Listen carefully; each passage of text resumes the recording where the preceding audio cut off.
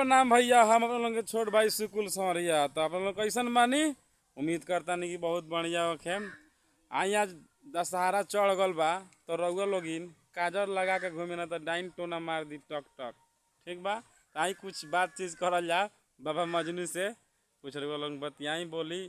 बाबा भी बताइए वीडियो बनावे के बा, बाबा के काम पड़ल बा, काम छोड़े के पड़ी वीडियो बनावेला।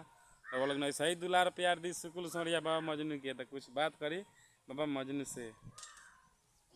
जितना छोटा बड़ा भाई पानी लोग सब कोई के चरणों में प्रणाम कर रहा हूँ।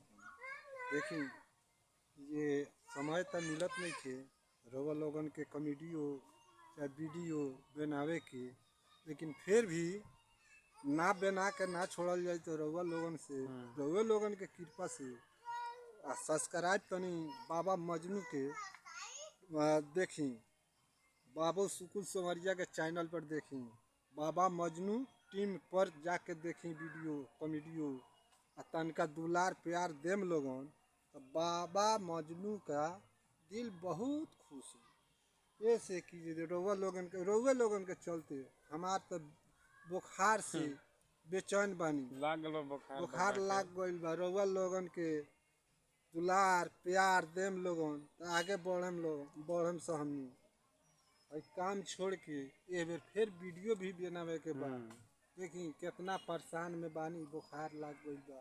रउआ लोगन के चरण में हम सिर झुकौले बानी। रउआ लोगन अगर चाह दे हम तो बाबा मजनू के दिल बहुत खुश हो जाई, बहुत खुश हो। रउआ लोगन चाहम तो कहाँ से कहाँ भगा दे हम लोगन। तो रउआ लोगन से हम इतने हमरा विनती बा कि जे बाबा मजनू का सब्सक्राइब बढ़ाई लोगन चैनल के देख के, बाबू सुकुल सौरिया के चैनल पर जाके देखी लोगन वीडियो कॉमेडियो तो अभी बनावत नहीं अब लेकिन बनी कॉमेडियो बनी सोच रहल बानी से कॉमेडियन बनाए करो लोग ला। यही में तो कटनी पिटनी लाग गइल बा, बहुत भीड़ चल रहल बा, बुखारो लाग गइल बा।